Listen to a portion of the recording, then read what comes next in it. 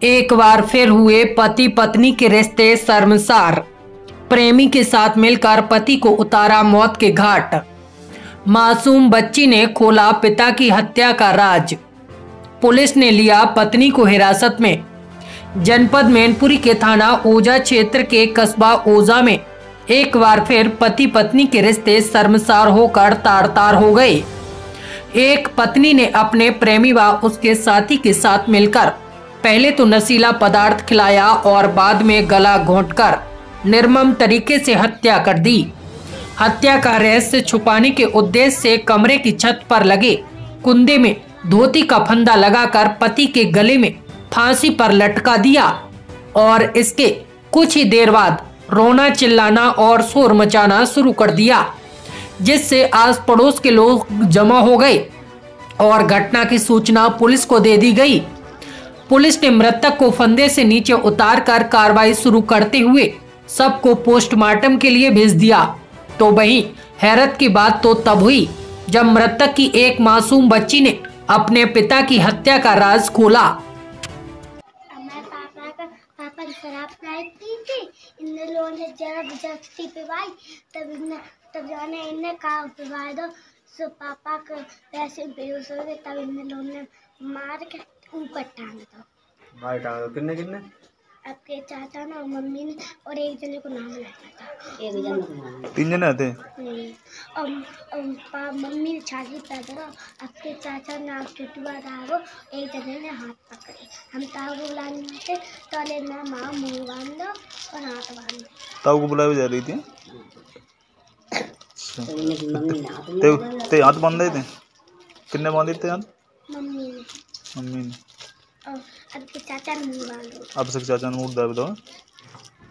आपको बता दें, जनपद मैनपुरी के कस्बा ओजा निवासी मनोज कुमार श्रीवास्तव की दोस्ती गांव के अभिषेक मिश्रा से थी, जिसके चलते मनोज कुमार के घर पर उसका आना जाना था।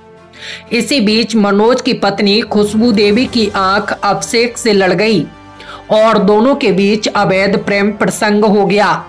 यह अवैध संबंध कई वर्षों से चल रहा था, जिसकी भनक जब मनोज को लगी तो उसने पत्नी पर पाबंदी लगा दी।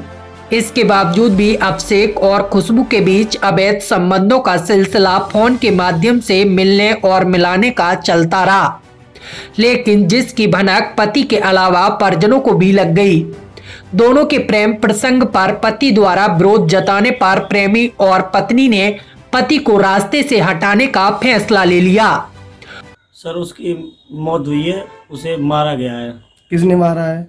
एक अभिषेक नाम का लड़का है पंडितों में, एक अज्ञात है, उसका पता नहीं चला अभी तक। अच्छा, इसने में आपने थाने में तहरीर दी थी? जी। थाने में क्या कहा गया? अभी कार्रवाई बता रहे चल रही है। FIR दर्ज हो गई है? हाँ, FIR दर्ज हो गई। तो ये मामला कब से चल रहा है, आप लोगों को मालूम होगा?